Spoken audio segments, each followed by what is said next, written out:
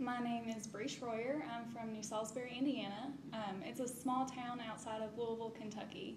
So I get a little bit of the country feel, but have a little bit of the city feel as well. I had looked at pharmacy during high school and actually ended up doing my first year as a math major. And during that, I was like, yeah, this isn't working for me, So I met with an advisor, and he was like, well, why don't you just go back to pharmacy, why did you change your mind? And I was like, I don't really know. So I looked back into it, changed schools, got a job in a pharmacy, and was like, all right, I really kind of like this. I could see myself doing this. When I started looking at pharmacy school, I talked to a couple of the pharmacists that I worked with and kind of felt out what they had done and where they went to school, the experiences that they had with those schools. And I had known that I wanted to apply to the schools in Indiana. I also saw Wingate on the list of schools in North Carolina. I was like, oh, why not, and it ended up working out for me. Well, when I interviewed at Wingate University, it was really unique from all the rest of the schools that I interviewed at. They were very personal, very kind, and definitely had that Southern hospitality.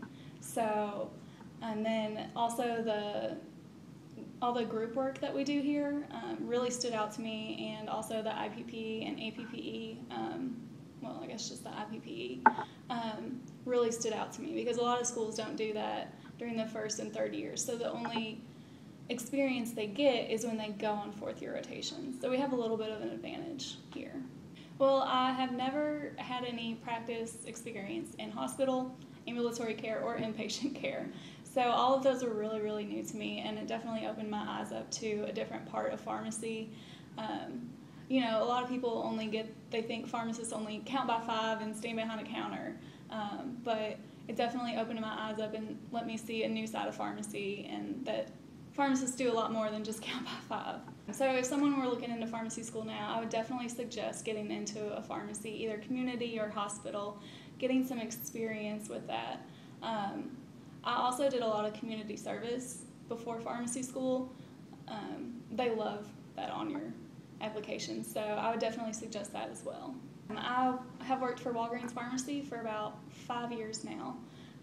Before I came to pharmacy school, I worked part-time for about 2 years, and during that time I worked at several different Walgreens pharmacies and worked with several different pharmacists, and they just completely sparked my interest in helping the community and helping patients reach their goals with medications.